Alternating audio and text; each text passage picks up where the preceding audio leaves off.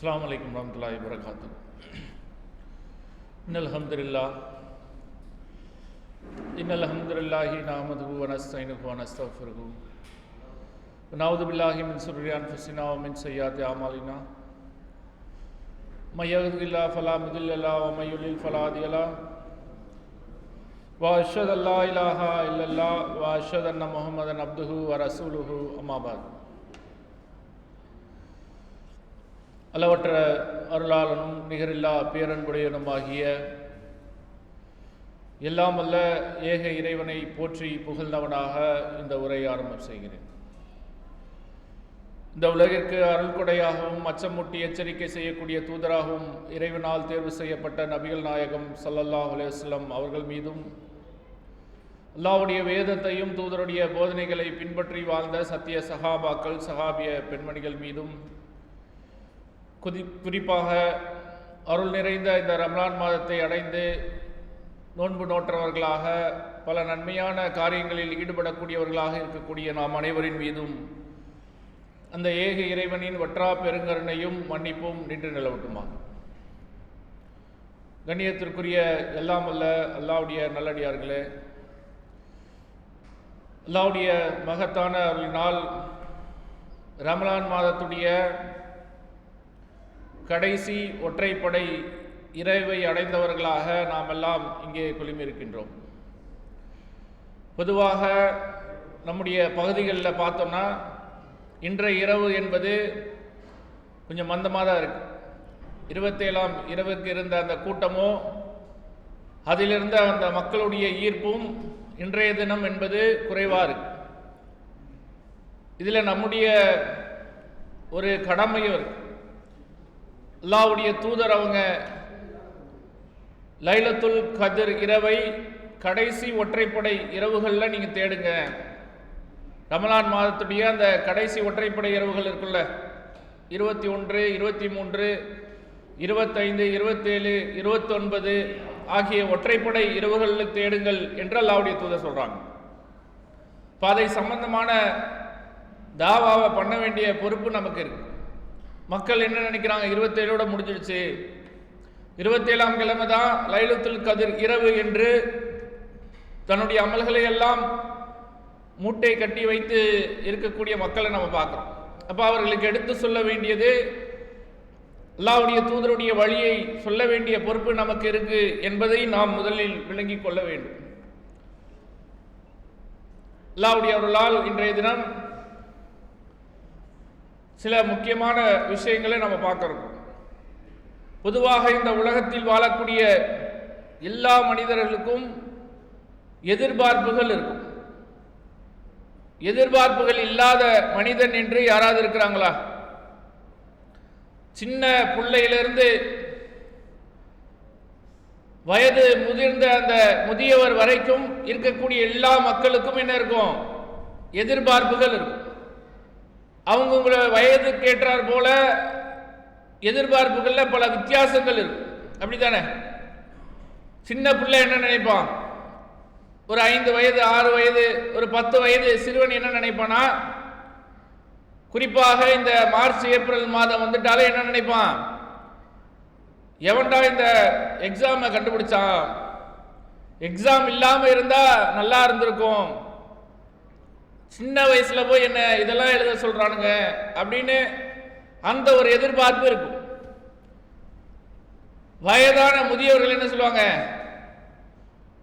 எல்லாம் வாழ்ந்து முடிஞ்சாச்சு, அல்லாஹ் என்ன கூப்பிட்டுக்க மாட்டேங்கிறானே, கூப்பிட்டானா அவன் கூப்பிட்டானா நான் போயிடுவேன் என்று மரணத்தை எதிர்பார்க்கக்கூடியவர்களாக, இன்னும் சில பேர்லாம் உலகத்தை எதிர்பார்க்கக்கூடியவர்களாக இருப்பாங்க. பேரம்பாத்தியோடைய கல்யாணத்தெல்லாம் பார்க்கணும், கொள்ளு பேரனுடைய பார்க்கணும் என்று அந்த எதிர்பார்ப்புகள்லாம் இருக்கும்.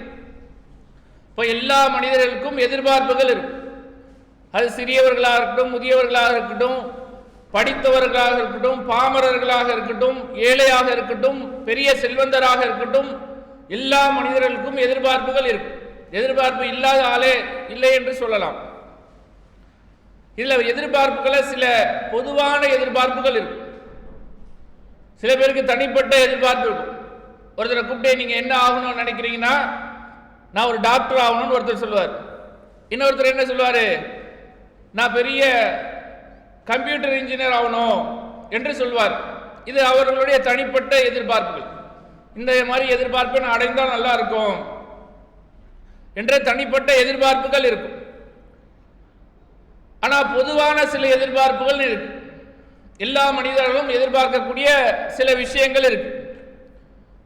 அதை தான் இன்றைய உரையில இன்ஷா அல்லாஹ் நம்ம பார்க்க இருக்கிறோம். முதல்ல மனிதர்களாக இருக்கக்கூடிய நமக்கு இருக்கக்கூடிய ஒரு எதிர்பார்ப்பு என்ன தெரியுமா? பொதுவான எதிர்பார்ப்பு, நான் மனிதனிலே சிறந்தவனாக இருக்கணும். இங்க இருக்கக்கூடிய எல்லாரை விட நான் எப்படி இருக்கணும்? நான் தான் சிறந்தவனாக உயர்ந்தவனாக நான் இருக்கணும். அதுக்குண்டான தகுதி இருக்குதோ, அதுக்குண்டான திறமை நம்ம இடத்துல இருக்கோ, அதை பற்றிலாம் கேட்க மாட்டோம், அதை பற்றிலாம் யோசிக்க மாட்டோம். என்ன எதிர்பார்க்கிறோம்? எல்லாரை விட நான் சிறந்தவனாக இருக்கணும் என்று பொதுவாக எல்லா மனிதர்களும் எதிர்பார்ப்பாங்க. இது ஒரு எதிர்பார்ப்பு. நடுவில் கேள்வி கேட்போம், சரியா? ஏன்னா இரவு நேரம் ஆயிடுச்சு, அதுவும் ரமலானுடைய கடைசி வேற ஆயிடுச்சா, இயற்கையாகவே நமக்கு ஒரு சோறு வரும். அடுத்து எந்த ஒரு மனிதனும் என்ன பண்ணுவாங்க, எந்த கவலையும் இருக்கக்கூடாது, எந்த பயமும் இருக்கக்கூடாது அப்படின்னு தான் எல்லாரும் எதிர்பார்ப்போம்ல. யாராவது காலையில் எந்திரிக்கும் போதே இன்னைக்கு நான் கவலையோடு இருக்கணும், பயத்தோடு இருக்கணும் அப்படின்னு யாராவது எதிர்பார்ப்போமா? யாராவது அப்படி இருக்கீங்களா? கை தூக்குங்க. டெய்லி ஒரு 10 கவலையோடு இருக்கணும், யாரை பார்த்தாலும் நான் பயப்படணும் அப்படின்னு நான் நினச்சிக்கிட்டே எந்திரிக்கிறேன் என்று சொல்லக்கூடிய நபர் யாராவது இருக்கீங்களா? இல்லை. அப்போ எல்லாம் எதிர்பார்க்குறோம். என்ன எதிர்பார்க்குறோம்? கவலையே இருக்கக்கூடாது, எந்த ஒரு பயமும் இருக்கக்கூடாது என்று பொதுவாக மனிதர்கள் எதிர்பார்க்கிறாங்க. மூன்றாவது, இறை நம்பிக்கையாளர்களாக இருக்கிறோம், மூமின்களாக இருக்கிறோம். நம்முடைய எதிர்பார்ப்பு என்ன? நம்முடைய பாவங்கள் மன்னிக்கப்படணும். இது பொதுவான எதிர்பார்ப்பு தானே, எல்லாரும் நினைப்போம்ல. இங்கே எதுக்காக வந்திருக்கிறோம்? தொழுகைக்கு. எதற்காக நின்று வணங்குறோம்? எதுக்காக வந்திருக்கிறோம்? சும்மா டைம் பாஸ் ஆகலன்னு வந்திருக்கிறோமா? இல்லை தூக்கமே வரமாட்டேங்குது, 2-3 ஸ்லீப்பிங் டேப்லெட்லாம் போட்டுட்டேன், தூக்கம் வரல, சரி அதனால வந்து உட்காந்துருக்கோம் அப்படின்னு நினைச்சு வந்திருக்கோமானா? இல்லை. அல்லாஹ் எப்படியாவது என்னுடைய பாவத்தை மன்னிச்சிட மாட்டானா? 1000 மாதங்களை விட சிறந்த ஒரு இரவை அடைஞ்சிட மாட்டோமா என்ற ஒரு எதிர்பார்ப்போடு தான் நம்ம வந்திருக்கிறோம். அப்போ எல்லா மனிதர்களும் என்ன எதிர்பார்க்கிறாங்க? எந்த ஒரு கவலையோ எந்த ஒரு பயமோ இருக்கக்கூடாது என்று எதிர்பார்க்கிறாங்க. இது வரைக்கும் எத்தனை சொல்லியிருக்கோம்? 3. என்னென்ன? நல்லா தானே போயிட்டு இருந்தது. சிறந்தவனாக இருக்கணும், அல்ஹம்துலில்லாஹ். கவலையோ பயமோ இருக்கக்கூடாது. 3வது, இறை நம்பிக்கை இல்லையே, பாவங்கள் மன்னிக்கப்படணும் என்று எதிர்பார்க்கிறோம். 3 விஷயம். 4வது, நம்முடைய தேவைகள், உணவு தேவையா இருக்கட்டும், உடையா இருக்கட்டும், இன்ன பிற வாழ்வாதார தேவைகளா இருக்கட்டும், எல்லாமே எப்படி கிடைக்கணும்? நல்ல முறையில் கிடைக்கணும், கண்ணியமா கிடைக்கணும் அப்படின்னு தான் நம்ம எதிர்பார்ப்போம். யார்கிட்ட போய் ஆசகம் கேட்டு கெஞ்சி கூத்தாடி அப்படி வாங்கணும்னு யாராவது ஆசைப்படுவோமா? இல்லை. நம்முடைய உணவு, நம்முடைய தேவைகள் எப்படி கிடைக்கணும்? நல்ல முறையில் கிடைக்கணும், பரக்கத்தா கிடைக்கணும் என்று எதிர்பார்க்கிறோமா இல்லையா? இது எல்லா மனிதர்களும் எதிர்பார்ப்பாங்க, யாரும் இல்லாம எல்லாரும் எதிர்பார்ப்பாங்க. அப்போ இது ஒரு வகையான எதிர்பார்ப்பு. 5வது, ஒரு காரியத்தை நான் செஞ்சேன்னா அந்த காரியம் வெற்றி அடையணும். இதை எதிர்பார்க்காத ஆள் யாராவது ஒருத்தர் இருக்கிறாரா? அவருக்கு அந்த திறமை இருக்குதோ இல்லையோ, அவர் சரியா அந்த காரியத்தை செய்கிறாரோ இல்லையோ, ஆனா எல்லாம் என்ன நினைக்கிறோம்? ஒரு காரியத்தை நான் செஞ்சேன்னா ஜெயிச்சிடணும், வெற்றி பெற்றணும் என்று எதிர்பார்க்கிறோம்ல. இது 5வது எதிர்பார்ப்பு. 6வது, இறை நம்பிக்கையாளர்களாக இருக்கக்கூடிய நமக்கு அல்லாஹ்வுடைய பொறுப்புல இருக்கணும், என்னுடைய ரப்புல் ஆலமீன் என்னுடைய பொறுப்பாளனா இருக்கணும் என்று எதிர்பார்க்கிறோம். அவனை தானே கேட்கிறோம், வேற யார்கிட்ட கேட்கிறோமா? அவுலியாவே நீங்க தான் எங்களுக்கு எதாவது கொடுக்கணும் அப்படின்னு நினைக்கிறோமா? இல்லையே. கேட்கறதெல்லாம் யார்கிட்ட கேட்கிறோம்? படைத்த ரப்புல் ஆலமீன்கிட்ட கேட்கிறோம். அவனை தான் பொறுப்பாளியாக நாம் ஏற்றிருக்கிறோம். நம்முடைய தேவைகளை அவனிடத்துல தான் கேட்கிறோம். இப்போ அல்லாஹ்வை பொறுப்பாளர்களாக நாம் ஏற்றிருக்கிறோமா இல்லையா? அந்த எதிர்பார்ப்பு நம்மகிட்ட இருக்கு. ஏழாவது, நம்ம எங்க போனாலும் நம்மளை மரியாதையா நடத்தணும். வாங்க பாய், நல்லா இருக்கீங்களா, உட்காருங்க, நமக்குன்னு ஒரு சேரை போட்டு வீட்டில் எல்லாரும் நல்லா இருக்கிறாங்களா, வியாபாரம்லாம் எப்படி போகுது என்ற ஒரு 4 வார்த்தையாக நம்மளை பற்றி கேட்கணும், மரியாதையாக நடத்தணும். யாராவது போனோன்னா நம்ம மூஞ்ச திருப்பிட்டு போனாங்கன்னு என்ன நினைப்போம்? நம்மளை ரெஸ்பெக்டே கொடுக்க மாட்டானே, நம்மளை மதிக்கவே மாட்டான்னு நினைக்கிறோம்ல. அப்போ பொதுவாக மனிதர்கள் எதிர்பார்க்கக்கூடிய விஷயம் என்ன? நம்ம மதிக்கணும், மரியாதையாக நடத்தப்படணும் என்று எதிர்பார்க்கக்கூடியவர்களாக இருக்கிறாங்க. 7வது எதிர்பார்ப்பு என்னது? 8வது, எந்த ஒரு காரியம் நான் செஞ்சாலும் அதுல நஷ்டமே வந்துடக்கூடாது. வெற்றி என்பது வேற, முன்னாடி சொன்ன வெற்றி எதிர்பார்க்கிறேன் என்பது வெற்றி வேற. வெற்றி என்பது பொருளாதாரத்தை வைத்து தீர்மானிக்கப்படுறது கிடையாது, சந்தோஷத்தை வச்சு தீர்மானிக்கப்படுது. நம்ம ஜெயிச்சிட்டோம், ஒண்ணுமே கிடைக்காது, இருந்தாலும் நினைக்கிறோம், என்ன நினைக்கிறோம்? நாம் வெற்றி அடைஞ்சிட்டோம், அது வேற. நஷ்டமில்லாத வாழ்க்கை. ஒரு முதல்ல கடை வச்சு ஒரு கடைக்காக முதல் போடுறோம், ஒரு 10 லட்ச ரூபா போடுறோம்னா என்ன நினைப்போம்? அது 50 லட்சமா வரணும் அப்படின்னு எதிர்பார்க்கிறோமா இல்லையா? ஒரு வியாபாரம் பண்றோம், ஒரு கடை வைக்கிறோம், 10 லட்ச ரூபா போட்டோம்னா நம்ம என்ன நினைக்கிறோம்? அதுல இருந்து 50 லட்ச ரூபா வரணும், தொடர்ச்சியா வருமானம் வந்துகிட்டே இருக்கணும் என்று நினைக்கிறோம்ல. இப்போ எந்த ஒரு காரியம் செஞ்சாலும் அதுல நஷ்டம் அடைஞ்சிடக்கூடாது, லாபகரமா இருக்கணும். லாபம் எதை வச்சு? பொருளாதாரத்தை வச்சு. அப்போ இதை எதிர்பார்க்கிறோம். அடுத்து, இறை நம்பிக்கையாளர்களாக இருக்கக்கூடிய நமக்கு இருக்கக்கூடிய மிக முக்கியமான எதிர்பார்ப்பு என்னது? நான் சொர்க்கத்துக்கு போகணும், அதானே நம்முடைய எதிர்பார்ப்பு இருக்கா இல்லையா? நாளை மறுமையில் மரணித்த பிறகு, நம்முடைய உயிர் பிரிந்த பிறகு அல்லாஹ் அந்த மறுமையுடைய நாள், கியாமத் நாளை அடைந்து அங்கே அல்லாஹ் கேட்கக்கூடிய கேள்விகளுக்கு சரியான முறையில் பதில் சொல்லி நான் சுவனத்துக்கு போகணும் என்று எல்லா மூமின்களும் எதிர்பார்க்கிறோமா இல்லையா? தர்காவுக்கு போய் முற்றவன் கூட என்ன எதிர்பார்க்கிறான்? நாளைக்கு சொர்க்கம் போகணும். தாயத்தை கட்டிட்டு இருக்க கூட என்ன எதிர்பார்க்கிறாங்க? சொர்க்கத்துக்கு போயிடணும். நாமளும் என்ன எதிர்பார்க்கிறோம்? அல்லாஹ்வை மட்டும் வணங்குறோம். நம்முடைய எதிர்பார்ப்பு என்னது? நாளை சொர்க்கத்துக்கு போகணும் என்று எதிர்பார்க்கிறோமா இல்லையா? இப்போ இத்தனை வகையான எதிர்பார்ப்புகள், பொதுவான எதிர்பார்ப்புகள் மனிதத்தில் இருக்கு. இதெல்லாம் எதிர்பார்க்கிறோம். இதுல இதுவரைக்கும் எத்தனை சொல்லியிருக்கோம்? 9. யாராவது சொல்ல முடியுமா? கஷ்டம்தான், ஏன்னா நானே பார்த்து தானே சொல்றேன். மனிதர்கள்ல சிறந்தவர்களாக இருக்கணும், எந்த ஒரு கவலையோ பயமோ இருக்கக்கூடாது, என்னுடைய பாவங்கள் மன்னிக்கப்படணும், நான் நல்ல முறையில் எனக்கு உணவு வழங்கப்படணும், நான் வெற்றி பெற்றவர்களாக ஆகணும். 6வது, அல்லாஹ்வுடைய பொறுப்பில் நான் இருக்கணும். 7வது, மரியாதையாக நடத்தப்படணும். 8வது, நஷ்டமில்லாத வாழ்க்கை வேணும். 9வது, சொர்க்கம் போகணும். இப்படி 9 வகையான பொதுவான எதிர்பார்ப்புகள் மனிதரிடத்தில் இருக்கு. இதெல்லாம் நல்ல எதிர்பார்ப்பா கெட்ட எதிர்பார்ப்பா? நல்ல எதிர்பார்ப்பு தானே, இதுல எதுவும் கெடுதியான விஷயம் கிடையாது, அப்படித்தானே? யாராவது சினிமாவில் அடிக்கணும்னு ஆசைப்படுறோமா? இல்லை, அப்படி இல்லைல்ல. இப்போ நல்ல எதிர்பார்ப்புகள் தான். நாம் சொன்ன எல்லா விஷயமும் என்னது? ஒரு இறை நம்பிக்கையாளன் அவனுடைய வாழ்க்கையில் எதிர்பார்க்கக்கூடிய விஷயங்கள் தான். இதெல்லாம் நல்ல எதிர்பார்ப்புகள் தான். இந்த எதிர்பார்ப்புகளுக்கெல்லாம் யாராவது ஒருத்தரால் தீர்வு சொல்ல முடியுமா? யாராவது சொல்றீங்களா?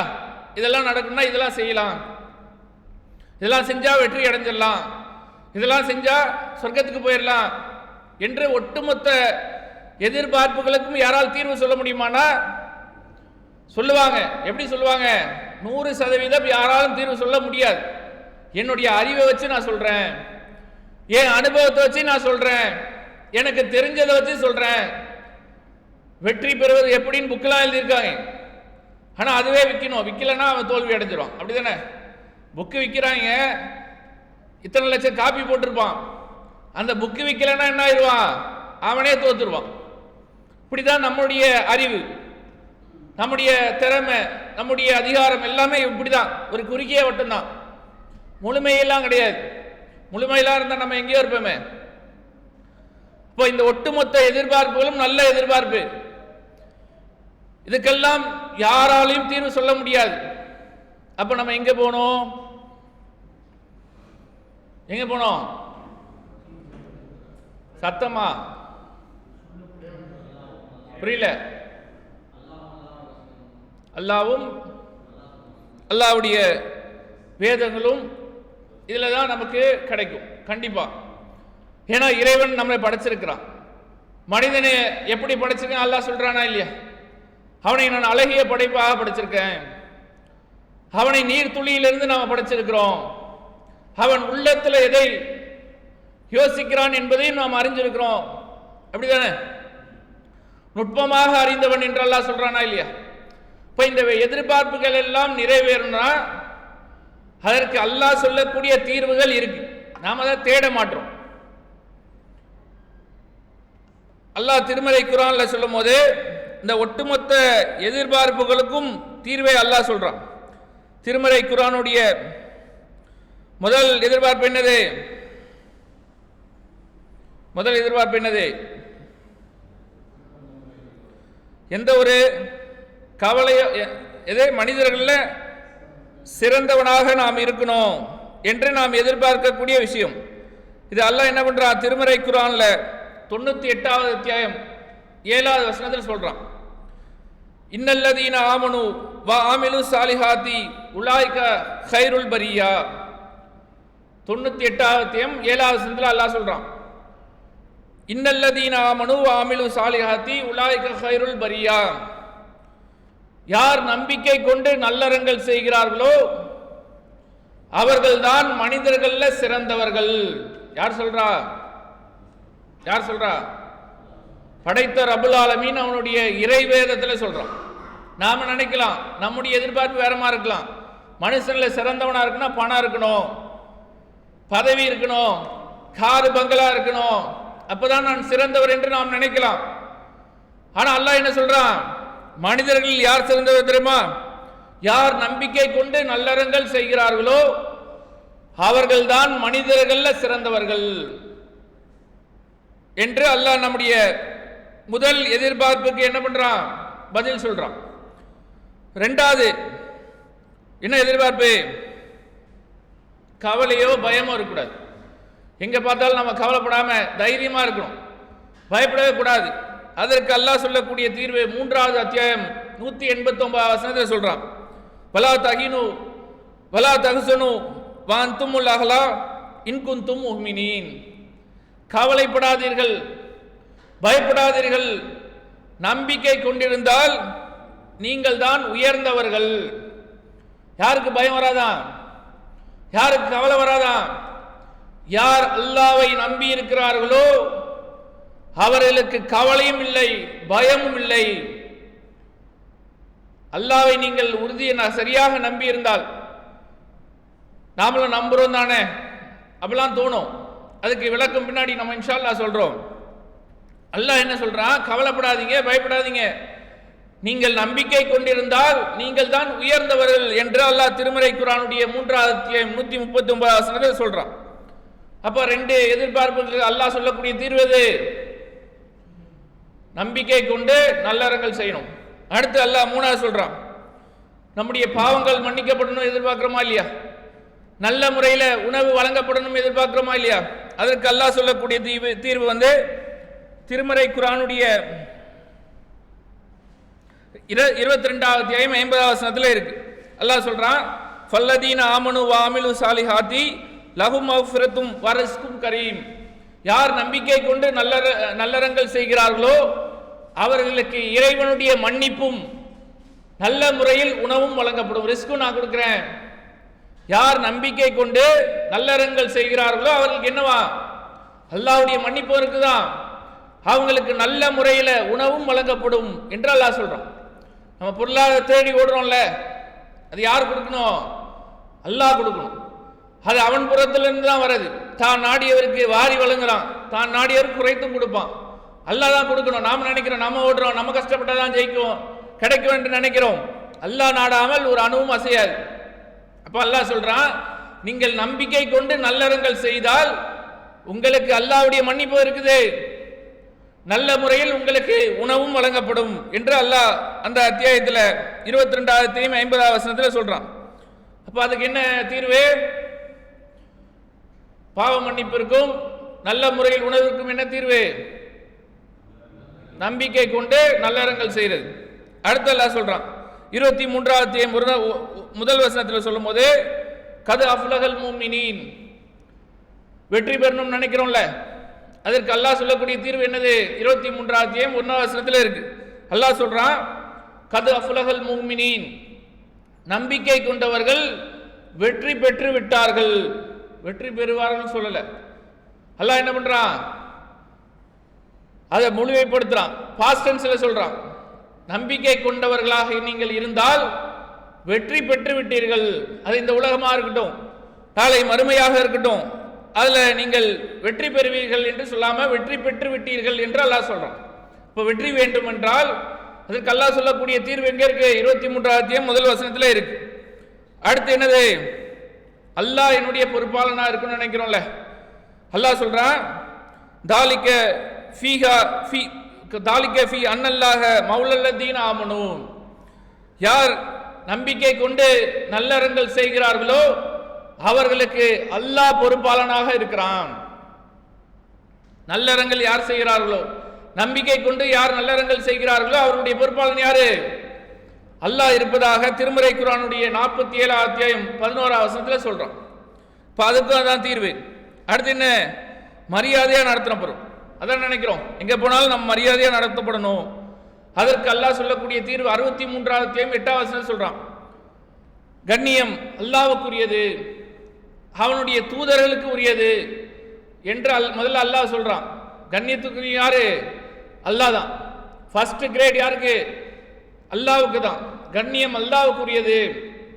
ரெண்டாவது என்ன சொல்றான்? அவனுடைய தூதர்களுக்கு உரியது. மூணாவது யார சொல்றான் தெரியுமா? இறை நம்பிக்கையாளர்களுக்குரியது.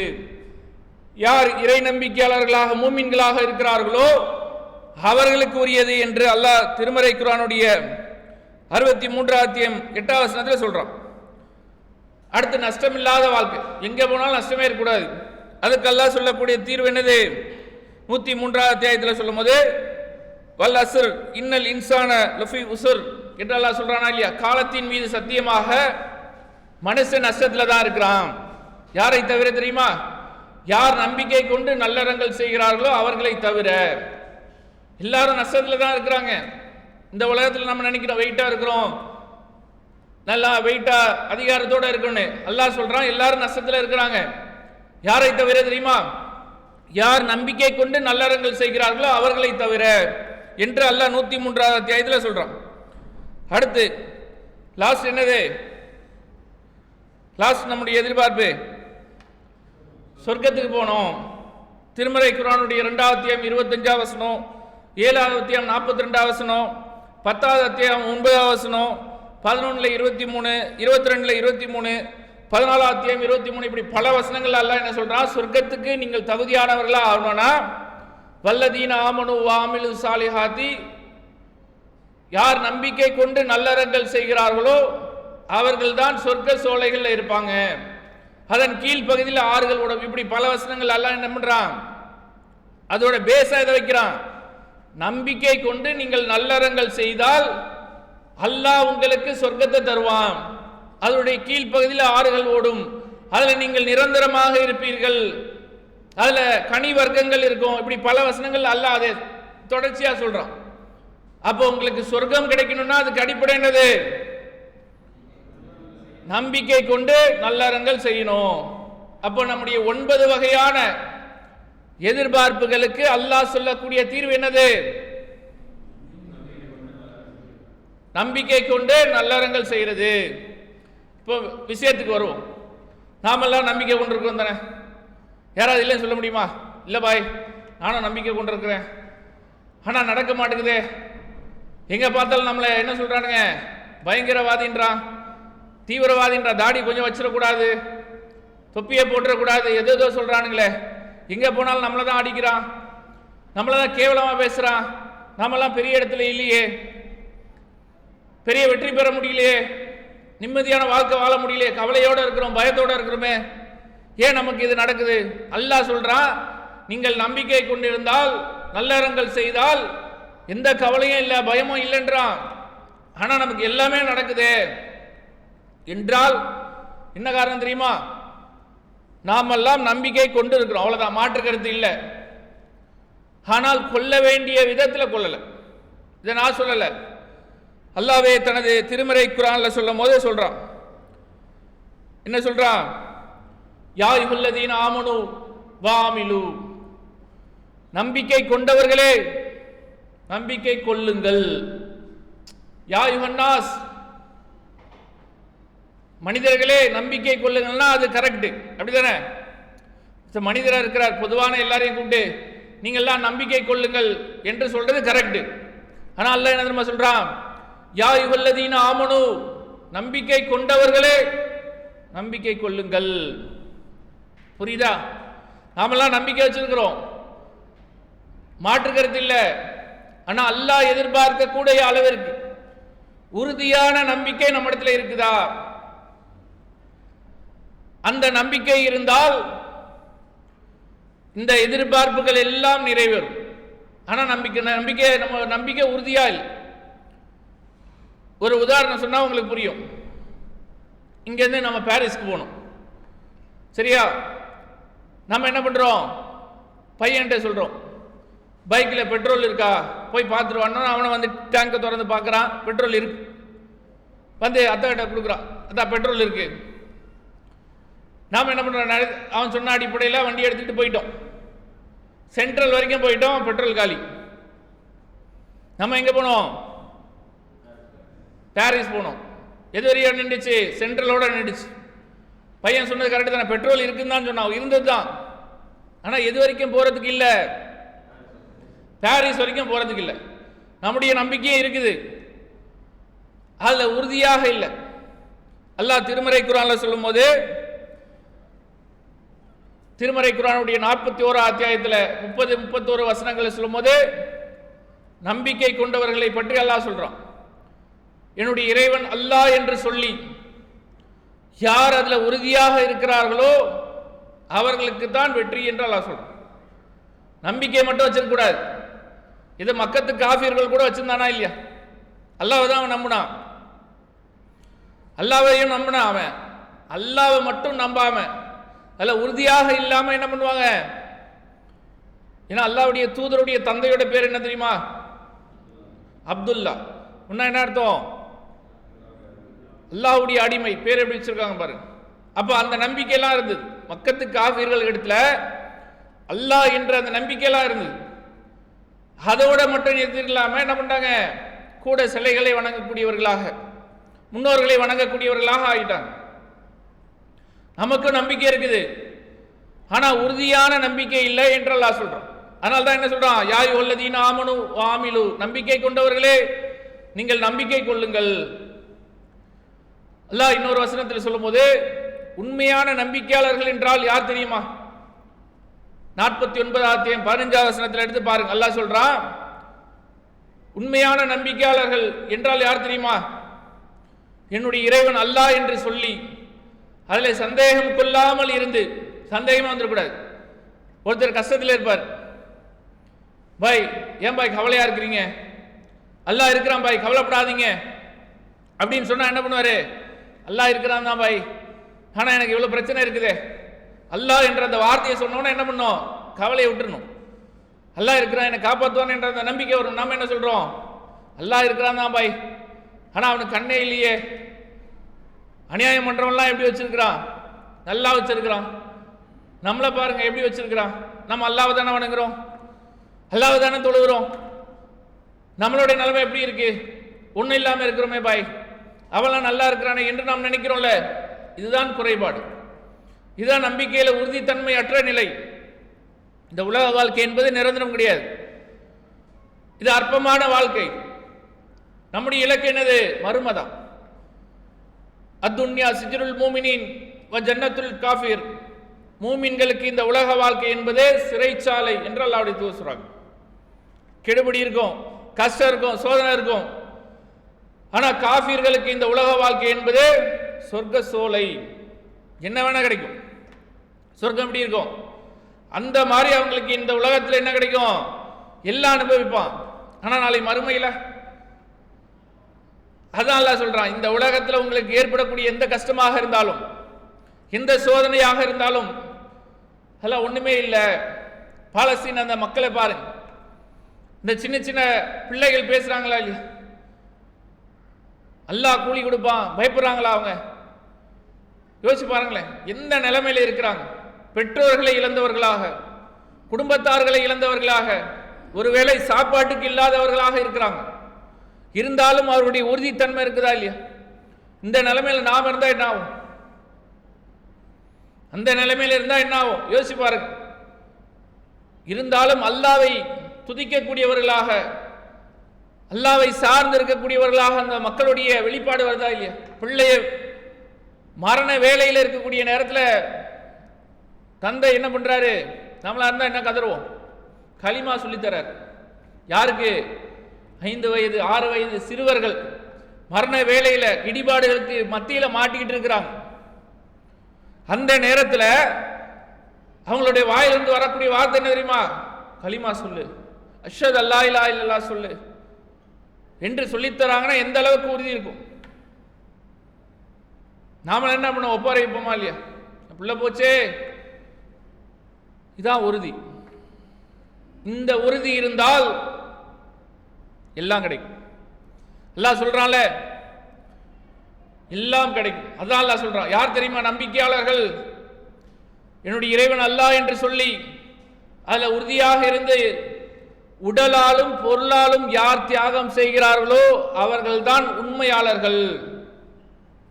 சும்மா கிடையாது, சும்மா வந்துட்டு நான் தொழுதுட்டு கம்முன்னு போயிட்டேன், அது இல்லை. உடலாலும் பொருளாலும் தியாகம் செய்யணுன்றால் 49 15 எடுத்து பாருங்க. அல்லாஹ் என்ன சொல்றான்? அல்லாஹ் தான் என்னுடைய இறைவன் என்று அதில் உறுதியாக இருந்து, அது மட்டும் பத்தாது, உடலாலும் பொருளாலும் தியாகம் செய்யணும்.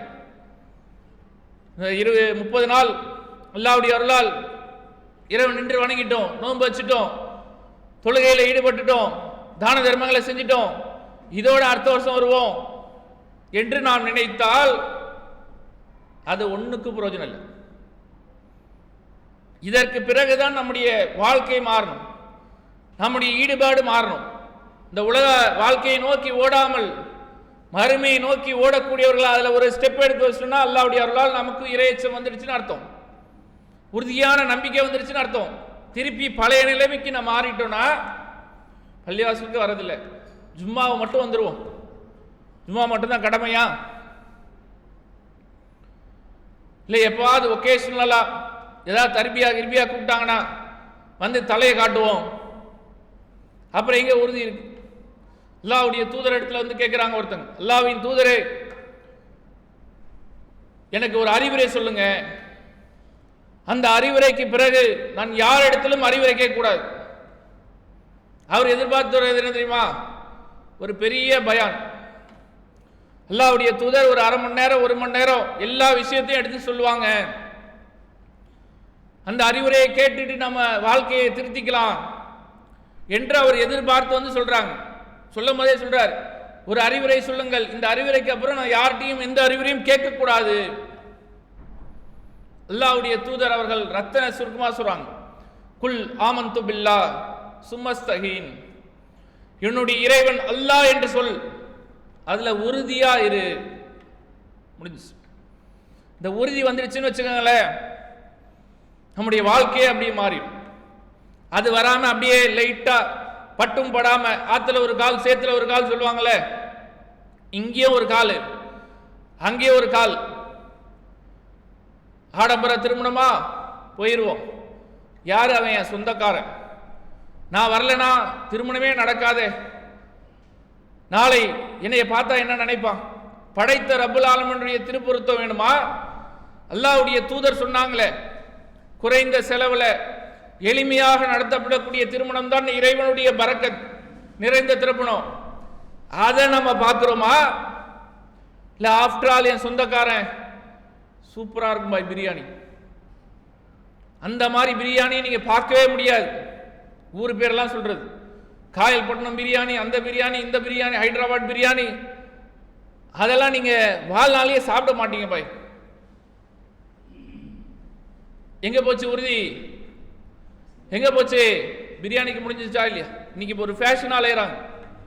சஹர் உணவு இருக்குல்ல, அதில் பரக்கத்து இருக்குன்ற அல்லாஹ்வுடைய தூதர் சொன்னாங்க. சஹர் உணவை நீங்கள் சாப்பிடுங்க. இன்னைக்கு எப்படி ஆயிடுச்சுமா சஹர் உணவு? ஊரெல்லாம் சுற்றுறாங்க. சஹர் உணவு சாப்பிட்றதுக்கு எங்க? மண்ணடி போவோம், ஒரு நாள் திருவல்லிக்கேணி போவோம், ஒரு நாள் சேப்பாக்கம் போவோம், ஒரு நாள் ஆலந்தூர் போவோம். இன்னைக்கு என்ன மெனு, நீ என்ன வெரைட்டி, என்ன ஸ்பெஷல், எங்க போடுறாங்க? ரோட்ல போடுறாங்களா, பள்ளிக்குள்ள போடுறாங்களா, வெளியில போடுறாங்களா? நம்மால் அப்படியே ஓடுறானா இல்லையா? சஹர் சாப்பிட்றதுக்குன்னு ஒரு குரூப் வச்சிருக்கேன், வாட்ஸ்அப் குரூப், சஹர் உணவு குரூப். இன்னைக்கு என்ன அப்டேட், எங்க ஸ்பெஷல் இங்க இருக்குல்ல, ஒவ்வொரு இடத்துக்கு ஒவ்வொரு நாள் ஸ்பெஷல் இருக்கிற மாதிரி சஹர் உணவு குரூப்புக்கு இருக்கு. அதில் போடுறாங்க இன்னைக்கு எங்க சஹர் உணவு ஸ்பெஷலாக கிடைக்கும். இங்கே போயிடாத தௌஹீத் ஜமால போட்டால் அதே நெய் சோறே போடுவாங்க. இங்கே போட்டேன்னா என்ன பண்ணுவாங்க? பிரியாணி நல்லா இருக்கும், நான் கொஞ்சம் நெய் தூக்கலாக இருக்கும். இங்கே போனீங்கன்னா என்னது நல்லா இருக்கும், மட்டன் போடுவாங்க. இன்னைக்கு இல்லை 29 27 முடிஞ்சிச்சு, 29 கஷ்டம்தான் சொல்கிறேன். நடக்குதா இல்லையா? நம்முடைய ஈமான் எங்கே போகுது? போய் பாருங்க, திருவல்லிக்கேணி போனீங்கன்னா தெரியும். 27 அவர்கள் பண்ண அட்டூழியங்கள் நமக்கு தெரியும். சன் நியூஸ்லாம் போகிற எல்லா நியூஸ்லையும் வருது. மதுரையில் போடுறான் ரேஸ், யாரு? முஸ்லீம் இளைஞர்கள் ரேஸ். எங்க? 27ஆம் கிழமைக்கு.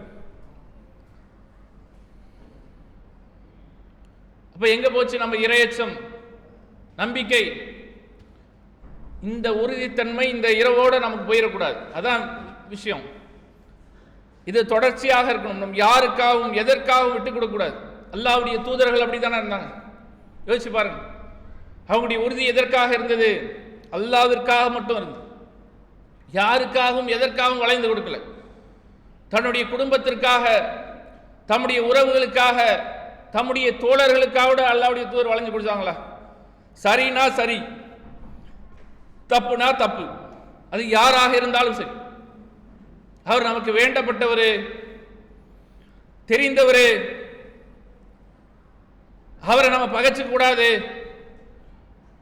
இதானுங்க வேறுபாடு.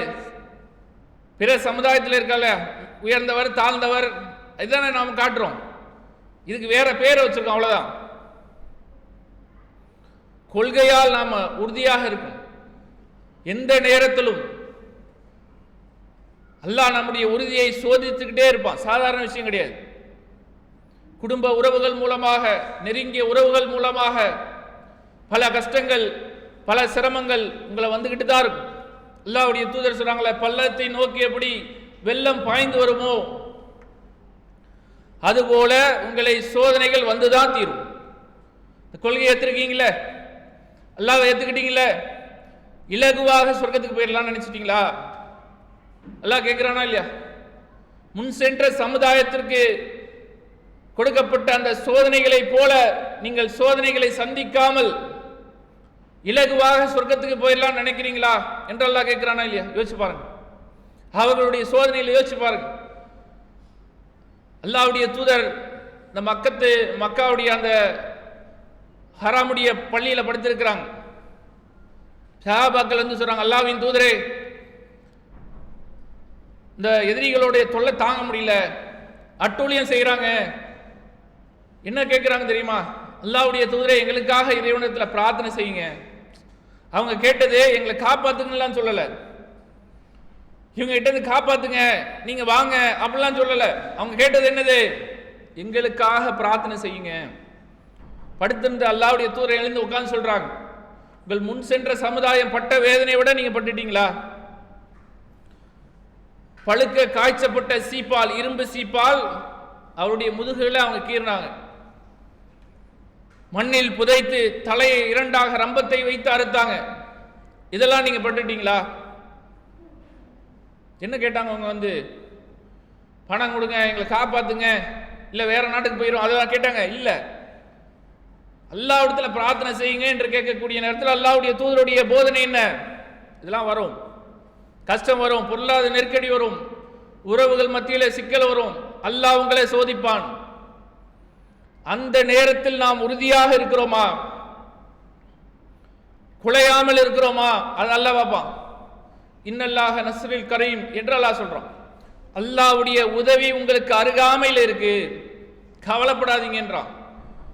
சோதிப்பான், சோதனையில் வரும், கஷ்டங்கள் வரும், இருந்தாலும் அல்லாஹ்வுடைய உதவி உங்களுக்கு அருகாமையில் இருக்கு. வெயிட் பண்ணுங்க, பொறுமையா இருங்க. அல்லாஹ்வுடைய தூதர் நபிகள் நாயகம் ஸல்லல்லாஹு அலைஹி வஸல்லம் அவங்க மக்காவிலிருந்து மதீனாவுக்கு ஹிஜ்ரத் செஞ்சு போறாங்க. அப்போ அந்த குகையில எதிரிகள் துரத்திக்கிட்டு வராங்கல்ல, அபூபக்கர் ரலியல்லாஹுவும் அல்லாஹ்வுடைய தூதரும் அந்த குகையில மறைஞ்சு இருக்கிறாங்க. எதிரிகள் நெருங்கிட்டாங்க, சூழ்ந்துட்டாங்க, மலையை நெருங்கிட்டாங்க. கீழே குனிஞ்சு பார்த்தா அல்லாஹ்வுடைய தூதரும் அபூபக்கர் ரலியல்லாஹு நிற்கிறதும் தெரிஞ்சிடும். அபூபக்கர் ரலியல்லாஹு பயப்படுறாங்க. அல்லாஹ்வின் தூதரே, எதிரி நெருங்கிட்டான், கிட்ட வந்துட்டான், கீழே பார்த்தா தெரிஞ்சிருவோம். அல்லாஹ்வுடைய தூதர் என்ன தெரியுமா சொன்னாங்க? இன்னல்லாஹ மகனா, அல்லாஹ் என்னோட இருக்கிறான். இதான் உறுதியான நம்பிக்கை. இந்த நம்பிக்கை நம்ம கிட்ட இருந்ததுன்னா, நம்ம சொன்னோம்ல, அத்துணை வகையான எதிர்பார்ப்புகளும் அல்லாஹ் அதை நிறைவேற்றி தருவோம்.